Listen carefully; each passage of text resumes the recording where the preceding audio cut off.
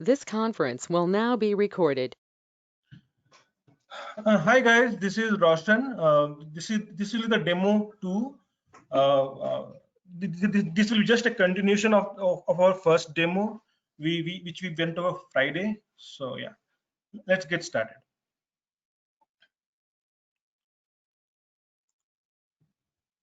So this will be the agenda of our discussion today. We'll be going over AWS performance monitoring solutions. So what AWS provides out of the box when we talk about this performance monitoring. So we have the options like Amazon CloudWatch. We have CloudWatch Container Insights, which is like not that old, maybe 1.5 years old to 1 year. Yeah, last year they have introduced this Container Insights.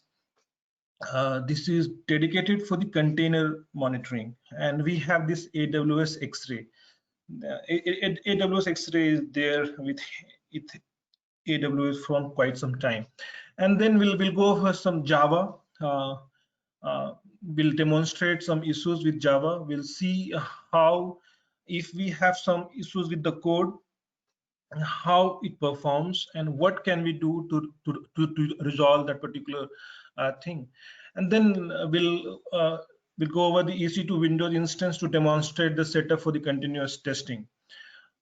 Yes, so, and I think the last part, which we have already covered in the last demo, connecting to EC2 Linux instead and demonstrating the Docker and container application. So if we have time today, we'll go over this as well.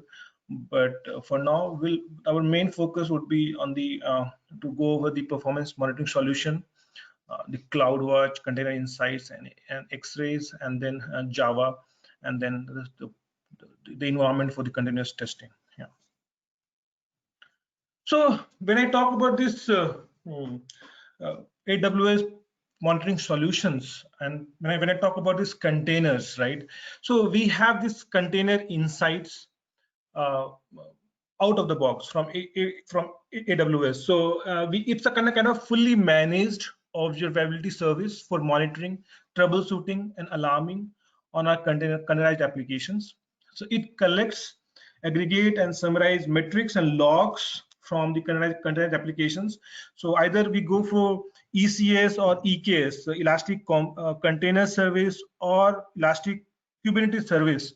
So we have this thing to monitor on the container front, and it provides all the diagnostic information. We can set the alarms. So like all those features what we have for the CloudWatch is just for that. It is for the non-container based application, but for the container based applications they have this tool called Container Insights. So to just to get a feel what all metrics we see with this tool, Container Insights. So you can just have a snapshot, and then we have this. We just hold on. Okay, so if I talk about this ECS cluster, if I filter all my metrics with the ECS cluster, you can see we have the CPU utilization, memory utilization, network, container instance count, task count, and service count. So we get all the metrics, important metrics. Yeah, in the last session, someone was pointing out that we have issues with the memory utilization. We cannot capture. That was the thing with the CloudWatch that we had. It was kind of a limitation of the CloudWatch that we don't have this metric in the CloudWatch, but not with these Container Insights. We do have the metric with the Container Insights for the memory. So this is about this ECS cluster. If I filter with ECS cluster, we will understand what is this ECS cluster is. When I talk about ECS, it's Elastic Container Service. So it's a container-based service. Docker is installed, pre-installed there, and we just deploy our application as microservices, as containers, and then we get to see all the metrics. And if I just filter the same metrics with the ECS tasks, so I get so much of metrics: CPU utilization, memory utilization, network, incoming and outgoing, number of desired tasks, a number of running tasks and pending tasks, task sets, and the number of deployments. And if I filter by the containers, the actual applications,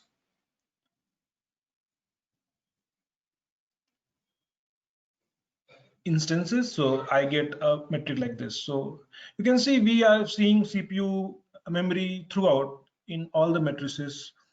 We have this network, disk utilization, number of tasks. Yeah, we have all sort of metrics with container insights. And not just that, if we can further deep dive into the container. Suppose if we select, if in my application, if suppose if we have 6-7 containers running, and if we are encountering issues with one of the containers, we can select this and we can do a deep dive. We can look at the application logs. Containers are nothing but the application itself, the application component. So we can look into the logs. We can do AWS X-ray traces. We have this feature as well, AWS X-ray. So we'll go over that today briefly. And then we can also look into the performance logs. So depending on the issues, if we're hitting from the last matrices, if we observe that is any particular container is not performing well, we can drill down and see what is happening with that particular container using this application logs or extra tracing and the performance logs. So this is about the X-ray. So X-ray provides an end-to-end view of requests as they travel through your applications. Shows a map of your application underlying components. So this is like a similar kind of thing what you see in Dynatrace PurePath. So you get to see the where is your request is traversing, right? So you get to see this kind of metrics using X-ray. And yes, and it helps to identify and troubleshoot the root cause of the performance issues. Suppose if this is green mark, suppose, and if we have some issues with this communication, and if you're seeing a more response time here, so we understand that this person is the bottleneck, so we can go and troubleshoot what is wrong. So this gives us a picture, the end-to-end view of the request. Yeah. And so it is applicable for both microservices application, and depends on how it doesn't depend on the number of requests. So yeah, so we can also troubleshoot the microservices applications. Yeah. So this is how we need to instrument it like any other tool, commercial tools, like we have this Dynatrace or AppDynamics, we call it, popular commercial tools. We also instrument, right? We go to the JVM arguments, we go to the JVM and we set some JVM flags there to instrument it, right? So similarly, we can instrument things in the EC2 uh, uh, and or in ECS or EKS. So EKS, when I call it's Elastic Kubernetes Service, and ECS is Elastic Container Service. So we need to instrument things up to see the end-to-end path.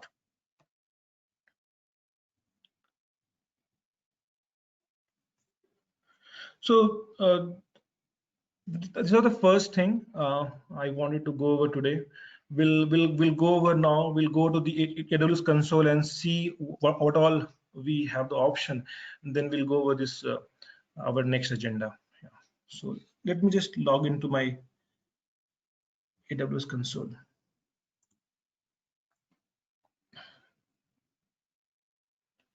Okay, I think I'm already there. Okay, this is my AWS console, and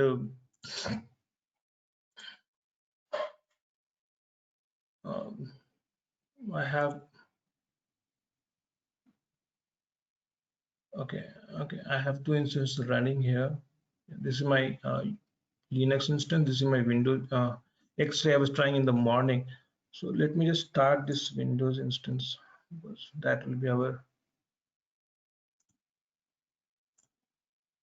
Okay, so if we talk about this CloudWatch, right? So see,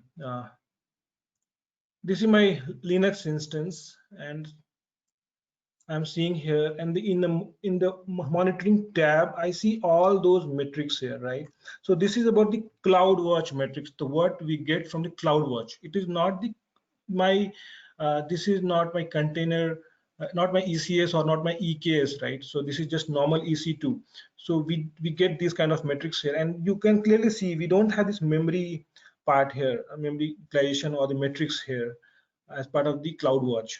So yeah, and even we have the option of going to the view all CloudWatch metrics.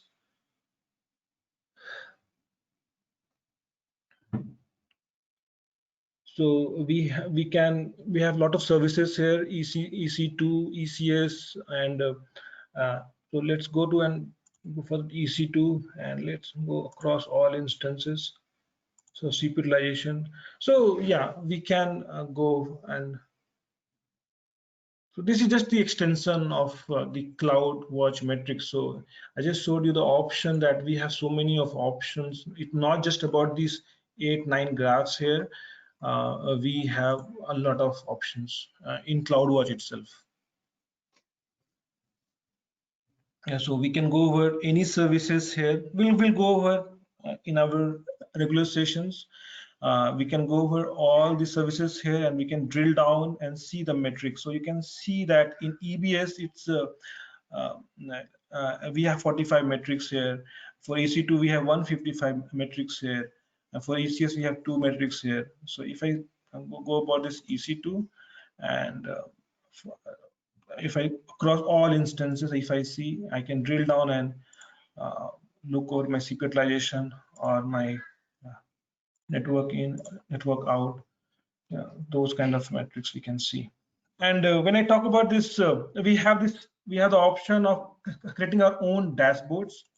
We can create our own dashboard, like as we have this option with any popular commercial tools like Dynatrace. So we have that option there as well. So they are trying to integrate all the features basically in out of the box. They don't want customers to lean to other providers like Dynatrace or AppDynamics once they are going along with they have opted AWS. So they are trying to integrate all the features in the cloud itself. Uh, so we can create dashboards, I can give a name and whatever, my project one, and then we can select all the matrices. So next, metrics or logs. We can also collect logs. So metrics. So we can just select what all metrics we need. If we need EC2, uh, all instances, let's select CPU utilization, create wizard. So we can create our own dashboard, and then that we don't need to go over all those things again. So we can monitor all the dashboard when the test is running, and we can get a feel of how things are uh, uh, performing. So, and then we have this option of billing as well. We can set this is in with the we have I need to change the region. It's not supported in the Mumbai region. So this is just the regions we have it. So many regions they have it. They are globally available. Their data centers. So this billing is not particular supported in this Mumbai region. So if I change the region, suppose leave it. I don't want to change it right now. So this billing option will be enabled. So if I go to logs, we can view the logs as well. So we need to just do kind of some kind of a setup, and they have this all this documented. So first thing what we will do as part of a regular session, we'll create this AWS account. We all will have this AWS account, and we'll explore this. It's not like I know everything, because their dashboards keep on improving. You can see this about this container insights and synthetics. It's a new feature, and maybe after 1 year you may see some more features. So it's in development phase. They're developing it. So we'll go over all those things, and then we can explore it together. Yeah. So we have all the documentations here. Uh, what all metrics we can collect, launch, CloudWatch insights. So they're trying to make it simple for the new people also. So if uh, it's not like they have this good documentation. Yeah. And we can get started with logs, how to collect logs and all those things. And we have this logs insights as well. This feature, it's a advanced feature of we can run queries and we can get some more detailed logs. And I talked about this container insights, right? I talked about, so this is a new feature they have launched for the containers, the ECS and EKS. So enable on new ECS cluster I told, right, master and node. So ECS is also the orchestration container orchestration engine, one of the engines like Kubernetes we have it, but they have it ECS and EKS, they have named it Elastic Container Service and Elastic Kubernetes Service. So and they're enabling these container insights for these ECS, EKS, and one is Fargate. Fargate is the same ECS offering without the servers, the infrastructure. The customer who is going for the Fargate, they don't have to worry about the infrastructure, underlying infrastructure. So we'll go over that in detail. So just know that Container Insights is available for 3 AWS services: ECS, EKS, and Fargate. So yeah, so and the best part is they have integrated the Prometheus metrics as well. This is one of the popular open source tool, Prometheus. If any DevOps guys is here, they would know that how big this Prometheus is. It's an open source tool. It's now with CNCF, Cloud Native Cloud Foundation. So the Kubernetes is also with them. CNCF, Google have donated Kubernetes to CNCF. Now they are taking care of it. So similarly, Prometheus is also being owned by CNCF now. So they kind of market and they maintain it. So it's a very popular tool. So they are also integrating Prometheus metrics in this console out of the box. So they are trying their best to have everything in place here so that customers don't go anywhere. They don't opt for Dynatrace, App Dynamics. They just, if they are going for the AWS, they stick to, they are giving all the features basically. Yeah. If they're not giving, why won't the customer would go, right? So yeah, so they are giving all the features here. So yeah, and we have this performance monitoring. So since we don't have any for now any services ECS or EKS provision, so that's why we are not seeing any graphs here or any lines. We don't have any traffic. We don't have the ECS or EKS running in the background, but we get to see all the metrics here. So if I drill down here, you can see, you can filter by ECS clusters, ECS instances, services, tasks, and when this comes to Kubernetes clusters, pods, we can filter by pods to see all the metrics here. And then we can also we don't have the clusters itself, right? So yeah, so Prometheus, App Mesh, there are so many metrics they have it, right? So they are giving this is for the ECS and this is for the EKS. So Kubernetes service. And they have this synthetics as well. This is also a new feature, end-to-end workflows. So and alarms. So for the container insights also, we can do all those things what we could do for the CloudWatch, right? So we can also set the alarms, and here also in CloudWatch we can set the alarms depending on my thing. Here also we saw that, right? We can create an alarm here, right? So if CPU utilization is going this much or more than that, or so if we can just give a condition and just if CP utilization goes more than 70% or 80%, notify me, so you can set this alarm. Similarly, similar feature is there in other monitoring solution as well, right? So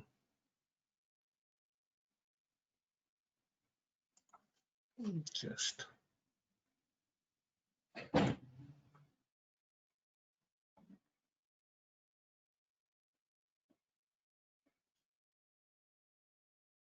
so in insights also we can set the alarm. Yeah, I don't have any resources here, but we can definitely set the alarm. Yeah, we'll create the clusters. We'll create the ECS and EKS instances, or we'll spin up and we'll see all the metrics when we go over our regular stations. Yeah. And we have the service X-rays also, I told, right? X-rays. So let me just go over X-ray as well. So they have, you can just see the amount of the width of services they offer right now. That's why AWS is popular. They have started back in 2006 and they are developing uh, containers. See, you can see this ECS and EKS here. So yeah, this is managed. So even it's like, it's not like if we're spinning up the container, we have only this option. No, we can install in EC2, we can provision EC2, we can install Docker there, and then we can have our Kubernetes set up there also, like in the master, and few more EC2 for the worker nodes. So we can set up like that. But why we go with this? If we go with this, it will be a managed. So they will take care of most of the part. So yeah, further automated right here. Yeah. So you can see that they have so much of services here. It's very difficult to know about everything. So we have this X-ray in the developer tools. We have this X-ray. Yeah. So since I don't have any application running here, so just throw your instrument or application. Suppose if we have few applications, sample application, so we can select the programming language to instrument the particular monitoring, right? Node.js or Java, C#, Python, Go, depending on the application, sample application I have. Since I don't have any sample application, so I can spin up. I was trying to spin up, so I can launch one sample application, and then I can instrument it and see how things are working. It's just a sample application. In the first demo we went over the, you have a sample, a template also. So we went over LAMP stack, right? In the last demonstration, right? We went over the LAMP stack. So we can do any sample application here, and we can also see how things are working. So let me just use the same LAMP stack application. Let me just try to spin up. I need to go to subnet. I need to click my subnet VPC. We'll talk about what is this subnet, what is this VPC. This is a virtual public cloud. To communicate with any instance, we have to make sure that networking is set, right? So VPC is for that. So we'll talk about all those things in detail. So don't worry if things are overwhelming right now. So what is subnet? What is VPC? How do we create VPC? What does this mean? As 172.31.0/16, what does this mean? What is the range of the IP? If we give this VPC, what does this mean? Who ingress rule, outgress rule? We'll see. Because for the security reasons, we have to make this secure, we have the inbound rules and outbound rules also in AWS. So we'll talk about all those details. So if I pin up, what is IAM rule? We'll talk about everything in detail now in our regular sessions. So first thing we'll do, we'll create our AWS account, and then we'll start exploring things. Yeah. Create stack. So it will take some time. Okay, I need to select this guy. This is just a sample application I'm trying to launch here. Okay, already just okay. I was trying in the morning. Okay, so let me just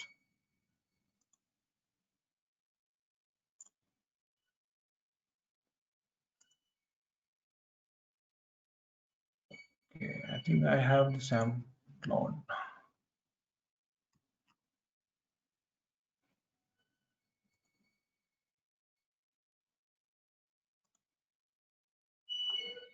Okay, so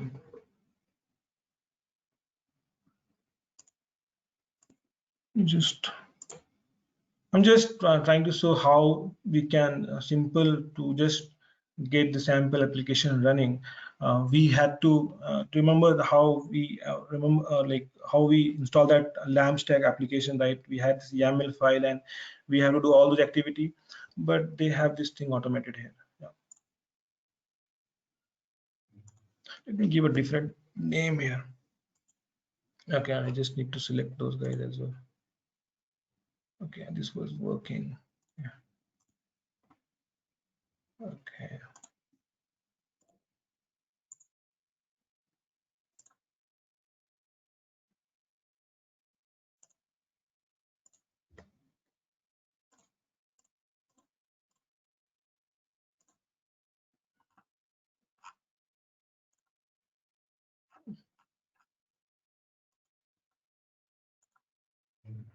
Basically, this will take some time to spin up this sample application. Yeah. So, yeah. Okay. So we'll go over this in our regular sessions. How can we instrument things? What all metrics we can see? How we can see end-to-end things as we discussed, right? Yeah. Okay. So that's all about this AWS console right now. Okay, since I'm in AWS console, let me just go to my Windows instance. I want to demo just to show the setup that we have the setup our sample application to test with. So this is my Windows IP. Okay, I'm just trying to get inside that. Where is the credentials? I have saved the credentials. I'm just seeing it.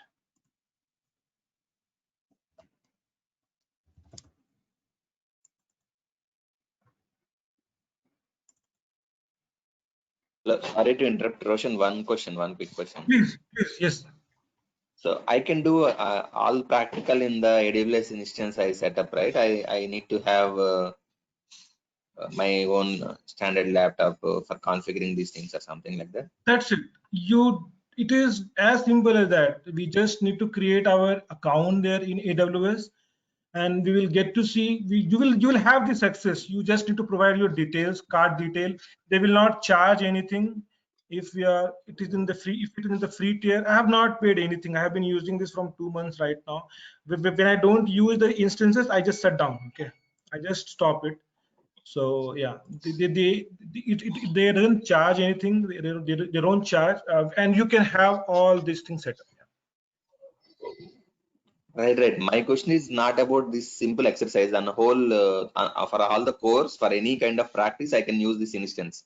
I mean, I don't need to install any of the softwares on my machine or something, right? That's what my question is. Exactly, that is the whole idea of this cloud, right? You don't need to install anything. Everything you will provision over the internet. You will do. See, if I provision this AWS instance, right? This is Linux instance. This is my Linux box. I have provisioned it. I can do anything. It's hosted in the Mumbai region right now, right? But I can do everything. And even if we need to install the softwares, we need to go inside this AWS in EC2 instance and install the software, or we need to go to this Windows instance and install the software. You don't have to do it anything locally. Everything you will do over the internet. Okay. Cloud, right? Yeah. Right. That's the thing with the cloud, right? I hope I answered your question, Bala. Right. Hello? I mean, during this whole training or anything, we'll be only using this AWS account for doing any kind of practice or any kind of learning. That's what my understanding. Right, exactly. I can do that. Exactly, you can. That is expected of you. You should do that. Then only you will learn. If you just see it, you will not learn. You have to do it. They are giving it for free. You can practice it for 1 year, and even after 1 year, if you want to practice more, you can have one more account created with a different email ID, right? So yes, you should do that. We highly prefer, highly advise that we all should have this AWS account to practice everything. Yeah. Right, right. Yeah. Then only you will get to see what is the feel. If I show you like this is the Linux instance, Windows instance, but to get this up and running, there are so many process, right? We have to set this. You can see this VPC here. We have to enable VPC here, right? So you can see this, right? VPC enabled. There are so many rules here, inbound rules, outbound rules. See, I have enabled so many ports there. It is with the purpose. If I don't enable here, I will not be able to access this EC2 instance or this Windows instance. So we will be doing everything like here, and we highly like prefer that, advise that we all should have this AWS account and do some practice. Yeah. Okay. Yeah, I was trying to log into my Windows. I was just okay. So this is my Windows same IP address. Right. So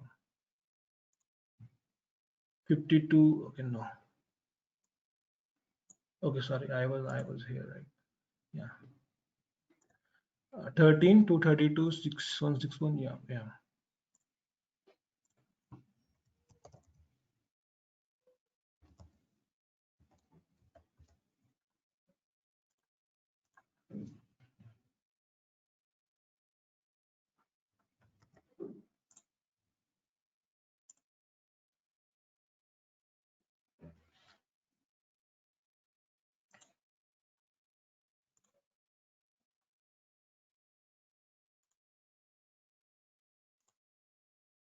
Yeah, this is my Windows instance. So uh, that's the configuration. They give it for free. If you want a higher configuration, we have to pay for that. Yeah. But just to show you the setup, yeah, it's we have this Windows instance we will be using for our continuous testing part. We have this JMeter Jenkins installed here, and yeah, we'll just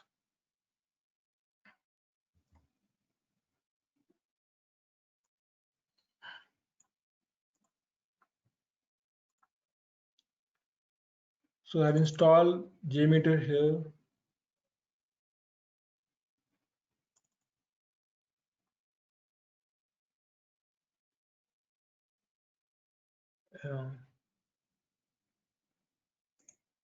We will launch JMeter and we will practice all our uh, how we do continuous testing, right? For that we need Jenkins as well. So and I'm on sample application. I have deployed my sample application in Tomcat server here.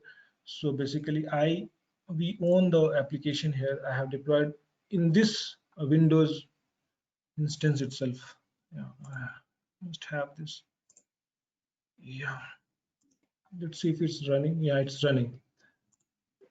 So this is hosted in this locally in my Windows instance with in 8090 port. Okay, this is down. So mostly my Tomcat would be down.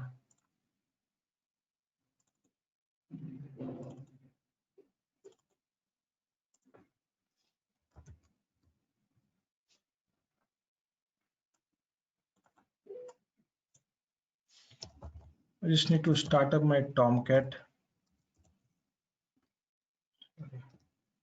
Yeah.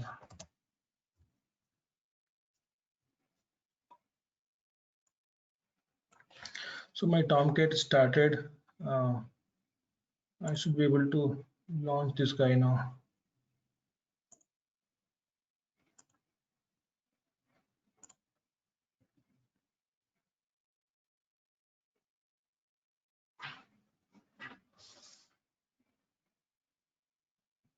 Even I also have this Jenkins. Yeah. So this is our demo application.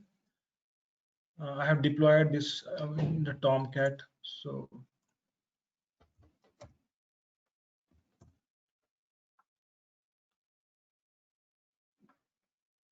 okay, 8090, right? 8090.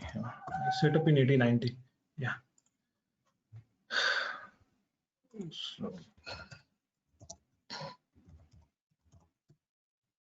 So this is where I hosted this application. So you're seeing it here, right? So we'll have our sample application, sample script in JMeter using this application, and then we also have this Jenkins installed. We'll see how the automatic continuous testing as part of continuous testing. This is also done.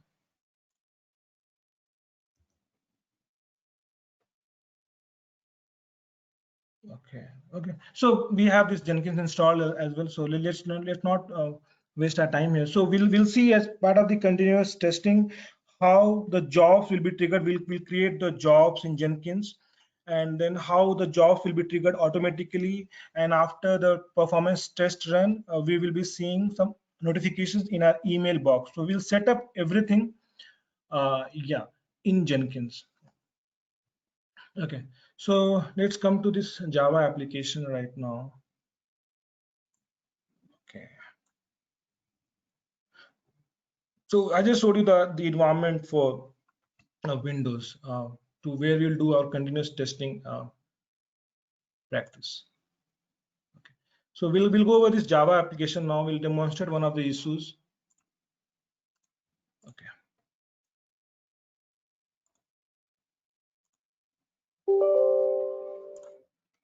So what we will be practicing everything using Eclipse. Our Java coding part will be starting from very scratch. I launched Eclipse Analyzer.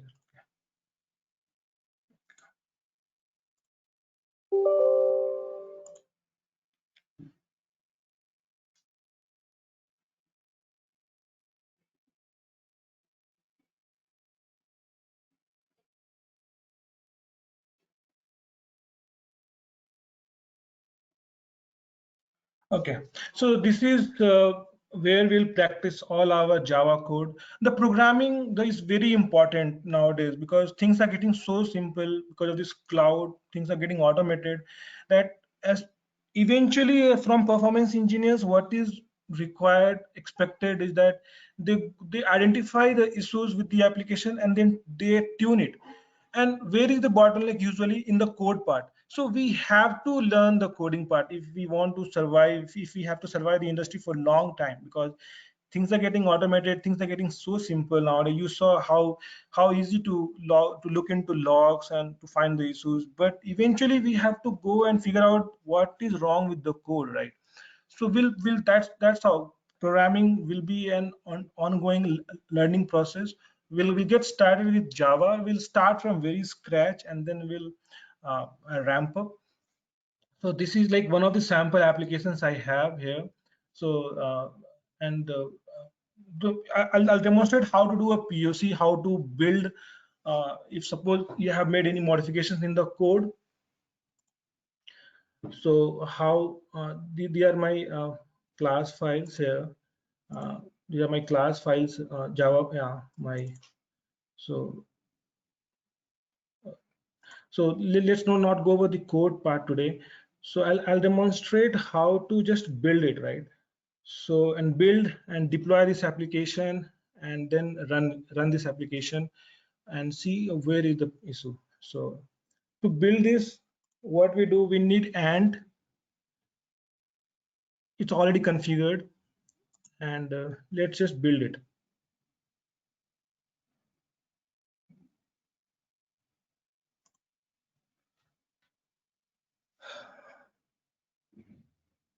Okay, it's compiling and it builds successful. Okay, so after when we talk about POC, proof of concept, right? So this is what expected as part of the POC, that we understand where is the issues with the code, and we have like options like taking a memory dump or heap dump if we are seeing issues with our performance test run. And then basically we have to make some modification in the code, basically to tune the code and build this and test it out whether it's working fine or not. So the process I just showed is the how to build it. So we need and all, so it's already configured for me. So yeah, we'll go over how to configure all those things. So it is there. My war file is here. If I go over this location,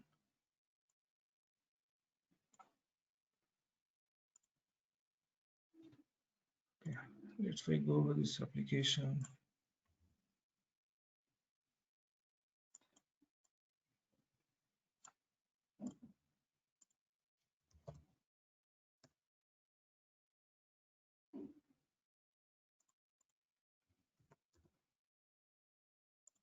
So this is where my war file is. I will deploy this war file in the Tomcat server and we'll get this application running. So for that, I have already deployed it in the Tomcat server. Let me just see if I can access it.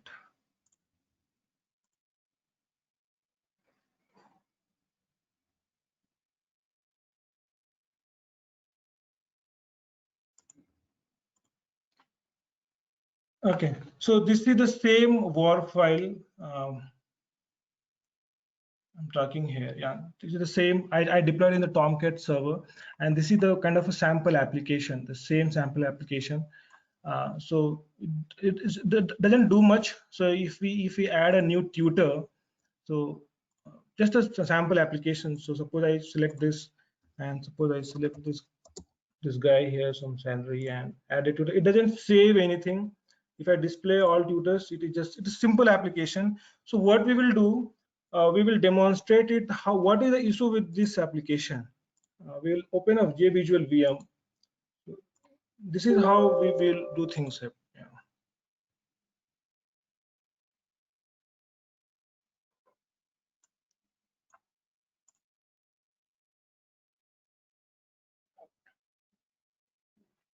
Okay, let me just run Tomcat as well. It's not picking up. Okay.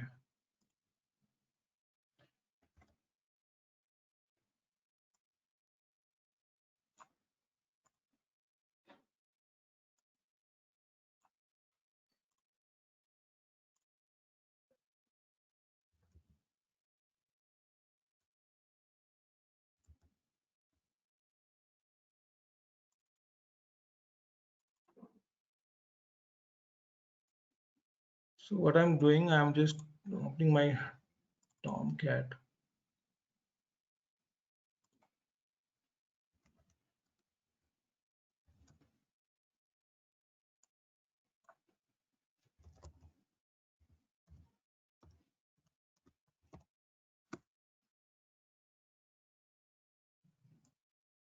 Okay, since it was already started, it's throwing me error. So what I will do, I will just shut down first.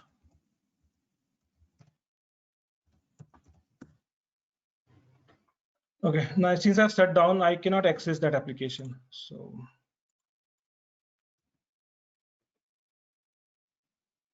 let me start it.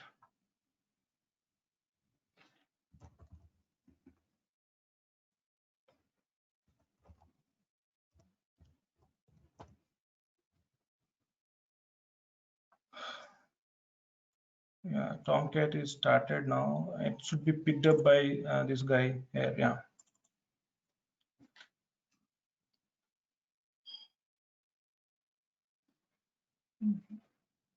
And this is a JVisual VM, we call it. So it's like out of the box. If you have the Java installed, if you go to the JDK folder, you see this JVisual VM and JMC, Java Mission Control. So these are the two tools we'll be working with. So this is a Java Profiler tool, JMC, Java Mission Control, popular tool, open source.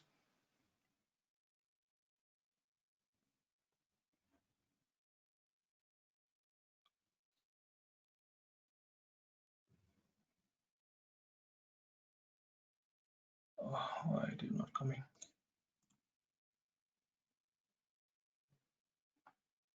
Yeah, it has come. Okay, so let me just go over the same. This is my Tomcat. So if I say this JVisual VM and if I go to this Visual GC, right, you can see this there is some issue with the code. Since I have this application running and there is some issue with the code, you can see how my garbage collection is being performed here. So this is my Eden space and this is my two survival spaces. We'll talk about that in detail. So just yeah, if things are new, don't worry. Yeah, so this is Eden space. In the memories heap in the hotspot JVM, we had this memory spaces, one Eden spaces and two survival spaces. This combines the young generation, young, and this is the old generation. So first the objects, when we run any Java program, we create objects, right? So objects gets uh, uh, allocated first in the Eden space. So you can see how it is growing. And after this minor GCs, it gets come to as like survival spaces, and after few GCs it gets to the old generation. So this is how the JVM memory management works. So yeah, so we do see that there is some issues with this application, right? So what would be next? So just to see real-time issue, what we will do, we will just run one JMeter script over the same URL, this URL. Our application should be running. Yeah. Why, what happened?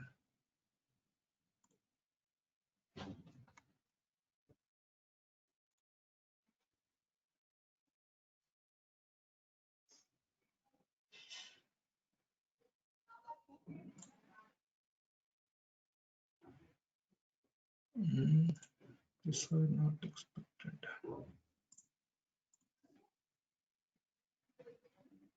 Okay, so this is running now. Yeah. Okay, so what we will do, we will just launch one load test to just see this issue more clearly, right? So we are opening this JMeter in my local laptop. We will be practicing this Java and all these features in the local laptop, not in the cloud VM. Yeah. So I have this. If someone is new to JMeter, we can have one session or two sessions just to make them comfortable. Yeah, this is one of the very popular tool, JMeter. Yeah, but we'll not be going over detail in JMeter.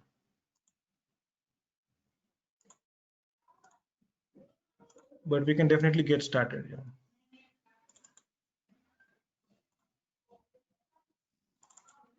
So this is one of the scenarios I created. This is doesn't do much. It just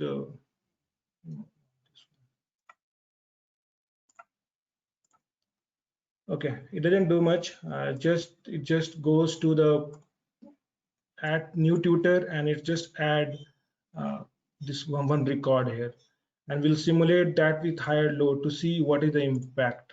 Let's not give 50. Let's give 50. If I go and see the performance, you can see it's already crunching up. If I load this guy up, it will run out of memory. Yeah. So let's see if we can see this here. This is a JMC. So and this is JVisual VM. So we get to see in the JVisual VM, we get to see this is the Visual GC, one of the plugins that we need to install. And this is like a thread information, and this is like a monitoring. You can see this heap is growing, and this is where it is 64 MB, not that much heap we have given for this simple application. So you can see this when the GC is being triggered, the memory is being retrieved here. This is just to demonstrate that this is how we see issues and identify issues, and we need to take a heap dump, use tools like MAT, memory analyzer tool, and to find which method is causing this problem, and we go to the code and fix the code again, build the code, how it, and then we again deploy the war file and test the application. That's how the POC being is done. So yeah, if I go to the this is a crunching itself, but let's load this guy up and we'll see how things are. Let's just start the test. Okay, you can see that I'm just sending request to my this is my request sampler local host. I'm sending the same URL, and you will see now how it will ramp now. And eventually you will see in this is the Tomcat server. Eventually after some point of time you will see that it is not capable of handling so much request, and it will do a it will run out of memory.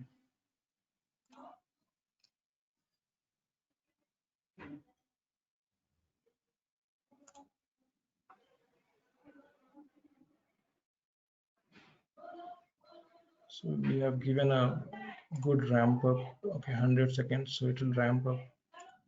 It is just simple thing. We are just trying to load this application. You can see this GCs are more frequent now. This old generation should not grow. That's the main idea. If old and Eden both are growing, it will run out of memory. And then we have to take a heap dump. We can take a heap dump from here. We can take a heap dump and let's perform a manual GC and see what happens to my application, right? See, old almost filled. Let's do a manual GC. Okay, let's see something happens. No, nothing. It's still growing, and eventually, because of this coding issue, because of the code issue, we are trying to unnecessarily create objects. If in the code if you're trying to create the objects unnecessarily without the use, and if you're not clearing it, system.gc, if you're not clearing this up, so this is how memory leak issues are. So this is the perfect example of what we observe when we encounter this memory leak issue. You can also look at this JMC graph, JMC, and see the memory is when we started this load, you can see the processor, it's ramping up the usage.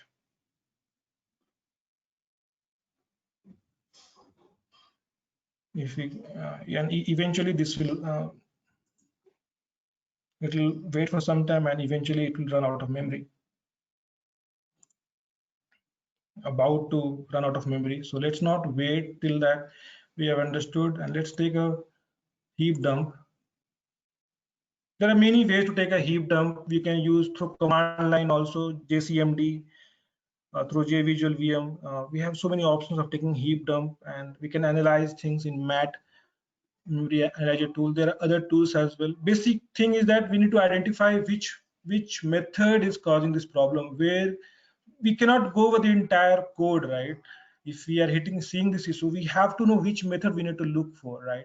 So that is the reason we use this tool to understand, okay, I understand, so this is the problem, heap is growing, when the garbage collection is being triggered. The ideal case would be when GC is being triggered. Ideal case would be when GC is being triggered, I want my memory to be retrieved, right? When these are the GCs, right? They are the frequent GCs now. These are the GCs. When the GC is being triggered, when this guy will be filled, it's triggering the minor GC.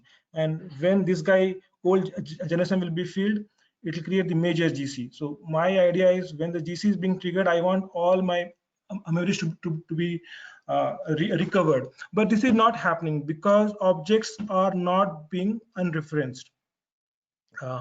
So if objects are still referenced, they will not be collected in garbage collection. So that's the issue with the code sample application. That is why we are not seeing that when GC is being triggered.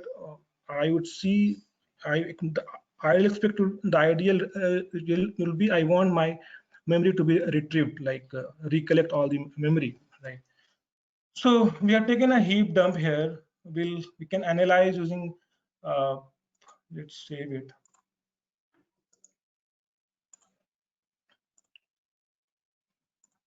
Let's save it.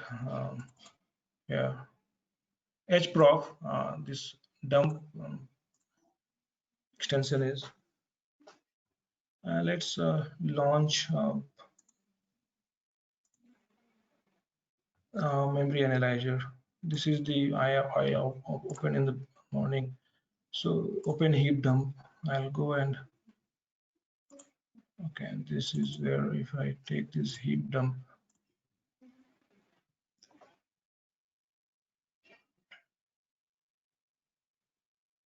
Similarly, we have to take, if having issues, we need to also look into thread dump. There could be issues with the threads. If threads are in deadlock state, it will wait and keep on wait, and you will see higher response time when you do your test, right? So if I look at this thing, we see that there are three places, right? See, there are three particular methods which is causing this problem, taking the entire heap, almost half the heap. These three objects methods have taken the entire heap, almost half the heap. So if we look into the issues, we can drill down and see where it is causing this problem, right? So that is how we do troubleshooting. So yeah, we'll find this the troubling method. We'll go and fix the code, and we'll again do a POC and do a retest. So that's how we'll approach the code part. Our main focus would be to understand the code. Where is the issue, and what can we do? We'll start from scratch. We'll try to create so that you guys can think of your own ideas, and for that basics have to be strong. So for that only we are covering Java here. Yeah, so I'm done for my training today, for my session. If we have questions, please. Yeah. Hello. Yes. So whatever we did today was on just high level or demo, but when we started, yeah, when we do it from normal classes, we will start from scratch because Very scratch. It will be from tomorrow we'll start. So tomorrow mostly we will go over what all skills we would require to become a cloud performance engineer. So we'll go over, we'll understand the interview expectations, what the interviewer expect of you when you say cloud performance engineer or a normal performance engineer. We'll understand what all, like we'll start from very scratch. So this was a demo just to demonstrate that how we will go about the in our sessions. So yeah, so things will be very simple and very easy. Yeah. thank you. Yeah. Yeah, I hope on thread dump analysis also will cover here, right? While explaining. Yes, GB. yes. We will be explaining like in our regular sessions, so what all we need to see, how we see that where is the issues, and yeah, we'll find out the method which is causing this problem, and basically we will go and fix this here. Then we again build this. Again, we'll again deploy the war file and test it with the JMeter, and we will see that this is performing better now. This is just to demonstrate that this is how a memory leak looks, that you will see heap growing but not coming down, not getting retrieved when the GC is being triggered. You see now that it's almost full. I'm just waiting for this guy to run out of memory. So right, so if it will be in just some time, few seconds, it will be, you will see that run out of memory. You can see this both hidden space and old space, right? Both are almost filled, right? And GC is so frequent, right? So yeah, because you almost filled, right? When this hidden space will be filled, you will have the minor GC. When this guy will be filled, old generation, you will have the major GCs. We'll understand what all the garbage collections I covered in the first demo. So yeah, I don't want to go over that now again, but we'll go over GC algorithms, what this parallel GC means, what this G1 GC means, so that you can implement it in your own company, right? So suppose parallel GC is not working, so you can go for G1 GC, but under what conditions you need to go for G1 GC, right? So garbage from Java 9, G1 GC is the default, but till Java 8, parallel GC was the default. In the JVM argument, parallel GC. So we will go over all these things. What does this meta space mean? All the memory spaces I talked in the demo one, right? We talked about method area, stack area, and the stack thread comes. We'll go over the coding part in detail. So that's the main objective. So the takeaway would be, I'm not sure who would be joining from tomorrow, but the one thing you can take this from this session, that as a performance engineer, start with the coding. You cannot go on with this industry and being a performance engineer without knowing the code. The ultimate result, when you'll be valued, when you can fix the code, when you can identify what the developer has missed, that's when you'll be valued in your industry. So that's what would be the key takeaway, that start learning the code. I cannot promise that I will teach you everything, but I'll get you started so that you can build on that. So if things are new to you in Java and all, so we'll get started from very basics, then we'll ramp up slowly. We'll look into programs. First of all, we'll cover the concepts. What is constructor? What is overloading? What is inheritance? How? So that when you look into the code, you should understand, okay, this code is doing what. Okay, so you can talk to the developer to understand the functionality, but you should not be overwhelming looking into the code, because you are expected to find the issues with the code, doing some heap dump and thread dump, and suggest something to the developer, do a POC of your own. So start learning the coding skills. So that would be the key takeaway from this session. Yeah. So what is this, Roshan? What is this 50 and 51 under Eden space? This bar. What? This is just 50 and 51, those numbers under the where can you point? Under Eden space, the bar is jumping. No, left side. Okay. Yeah, go down below. Yeah, that 50 and 51. This is S0 and S1. These are called survivor. Survivor 0, survivor 1. Okay. Right. These are the two survivor spaces. So when the objects gets allocated in the heap, they come first in the Eden space. Okay. And when Eden space gets filled, minor GC triggers, and then the live objects get copied to the S0, and then again it will wait. So the things will be going on. There's a process how Java handles the memory. So we'll go over that in detail. Slowly we'll understand what this mean and how can we all those details. Yeah. And also, Roshan, I mean, this is a graphical representation. If we look at the text file, the hidden dump, right, the hprof file, if you look at the breakdown, like the anatomy of the thing, that helps actually, Yes, to look for yes, we will be covering that in our regular sessions, that where is the bottleneck, what is causing this problem, right? Yes. And what could we do to resolve this? So we'll be going over that in detail, but we'll first start with the basics of the language, because if I just talk, if I just tell you that we have issues in this particular thing, okay, and if I ask you to go and fix that, but you need, first of all, we need to be in position to understand what this code is doing, right? So we'll go slowly so that we all understand what is this problem. Actually, the problem is with this here, the collection. This is the collection. The problem is here. We are not supposed to have this collection only. So we'll go over that in detail. Now, when we go over this collection, we'll understand collection, what this array list mean, and how do we implement that. So yeah, that will be our approach. Our approach will be not to take heap dump. Yes, that is a part of the thing. Take a heap dump or thread dump to understand where is the issue. But ultimately, we have to come to the code and do something, right? That is expected of you, right? That's why we'll leverage these tools, thread dump analyzer or memory analyzer, to just to point me to that particular method which is causing the problem. Then I'll go and fix that. So that is where we use these tools. Yeah. Thank you. Sure. Roshan, Just please. Yeah, Bala. yeah, Roshan. I mean, I just wanted to know how many years of development experience you have, Rohan, if you don't mind.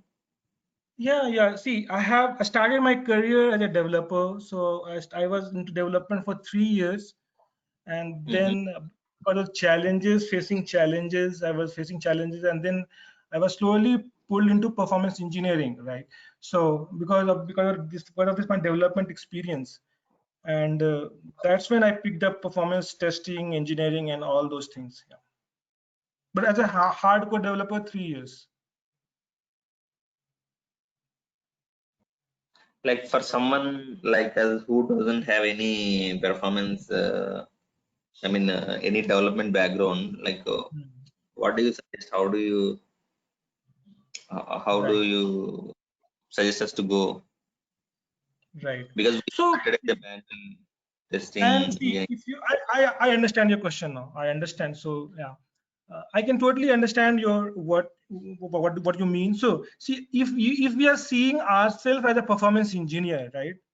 So, if even if you go for the interviews, right? If you have like if you have attended the interview, you or many of you would agree here that the first round would be a programming round, Java programming. They would ask you to write 2 Java programs, SQL knowledge, and then only you will be attended for the next.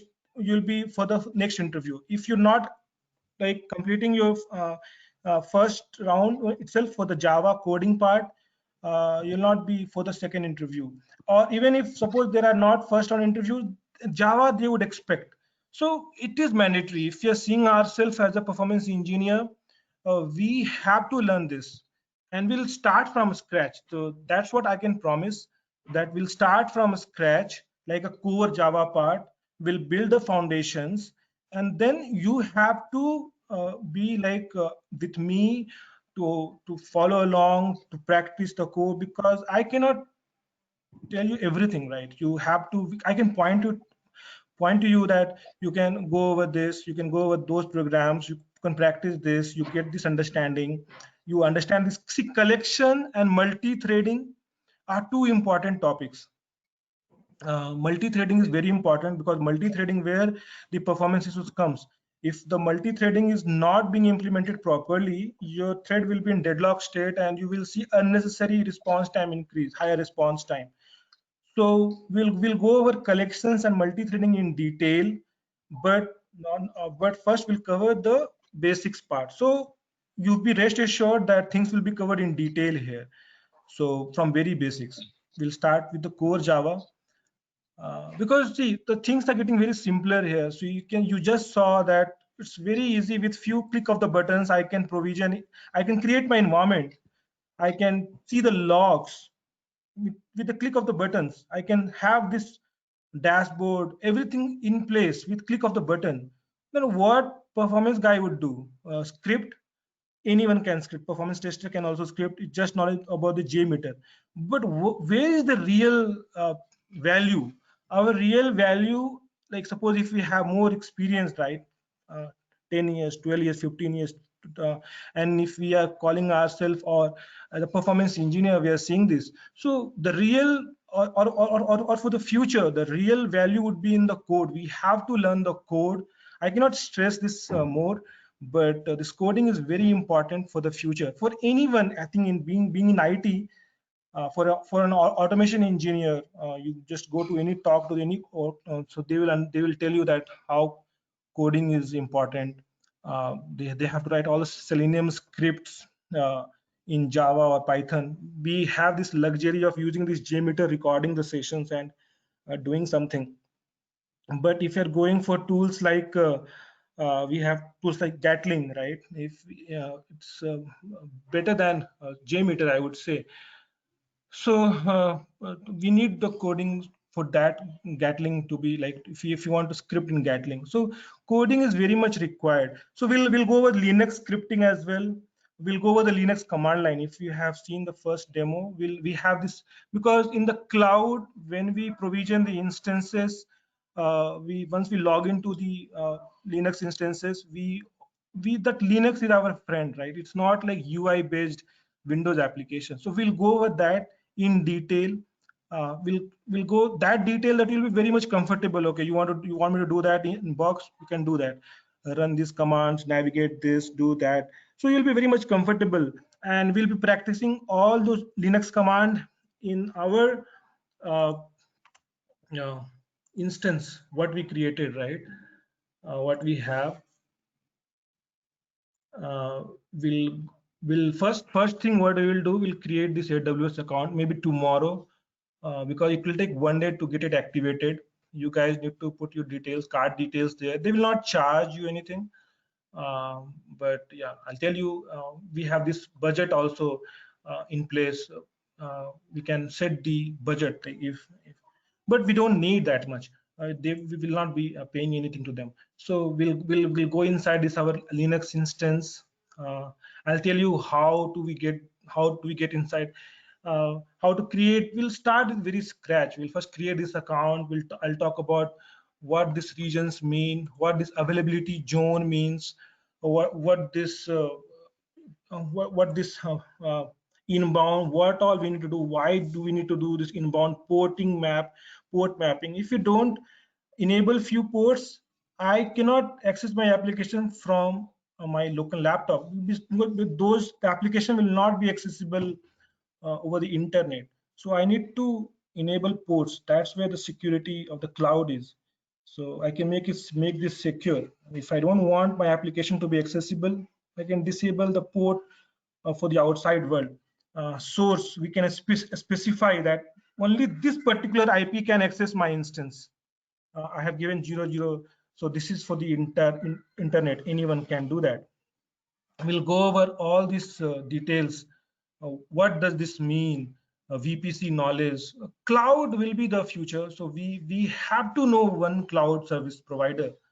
Now in the interview, in the job description, I see cloud knowledge is a plus, but I think within 6 to 1 month, I don't know, they will call it as a must. Plus will be a must for sure, because everything will be in the cloud. You see how simple things are. I can create, earlier creating the environment in on-prem was a big task. So we used to hire people for just creating the environment. Now with the click of the buttons, I can create my own environment. I can just spin up my Linux instance. I can go inside that Linux instance. I can install my software. I can do this port mapping. My environment is done. So yeah, so things are simple. With this cloud part, we have to learn Linux. We have to learn one Java programming language. Let's take Java, still the popular.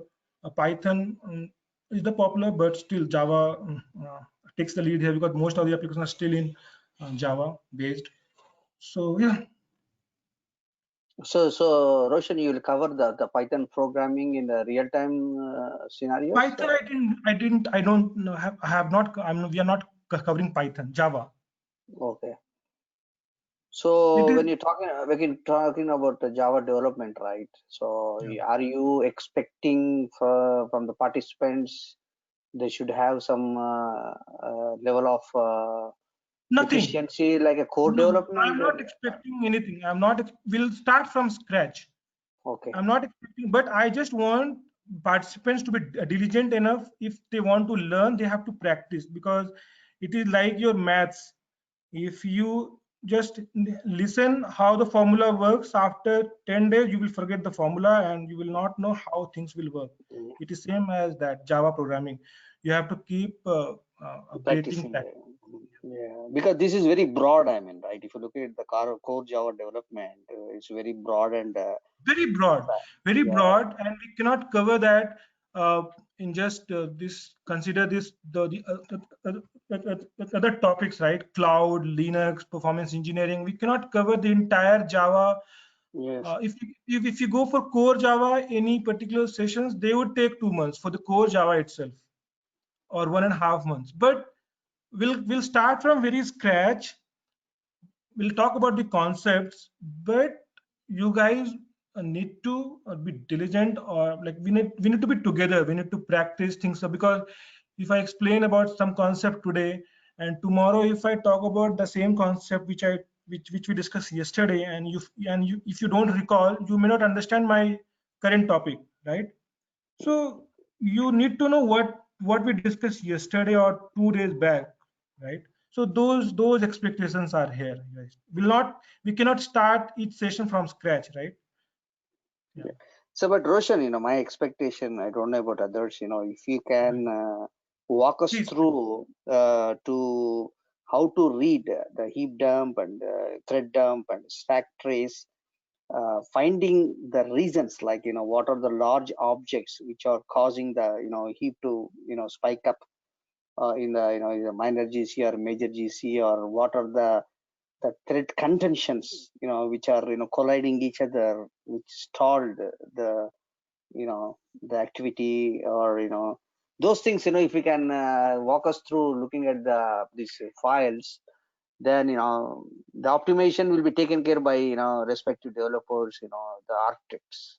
That's what, I am Yes, so that is what our approach would be. We would I just demonstrated one of the issues, right? I just demonstrated one of the issues, correct. and I just took a, now it is going out of memory. See, I was Yes. expecting that some time back. So we have taken the heap dump. We have launched this, open this heap dump, and we are seeing that there are 3 particular methods which is causing this, right? We can see that, right? And once I drill down into Does it show the method names? I mean, we can. method names, yes. See, these are all method names. You need to know that these are the actual method names. Okay. This is the package com.sun.jmx. They are the method names we are talking here. So we'll find the method name here and we'll go and fix the code. That would be our approach. Okay. Perfect. Yeah, that's what I'm looking for. Yeah. Right. So that would be our approach. We can identify the names and give to developers. At least these are the bummers, right? We can do that. We can suggest that, but it's good that, you see, if we know things more, we'll be valued more, right? Absolutely. So yeah, so we'll do that. So see, the coding part, see, it is not like I can promise that I will teach you entire coding. No, that cannot be done. I can get you started. You have to ramp up on that. You have to practice on your own. I can guide you that, okay, do follow these programs. Now we have covered these topics, we have covered these many concepts, we can go over a few examples, and rest I can direct you, go to this. Okay, for now, if I have to tell you, can we stop this recording and can we go over this? Yeah, sure. Yeah, you can. Yeah, thank you everyone. Yeah. One question.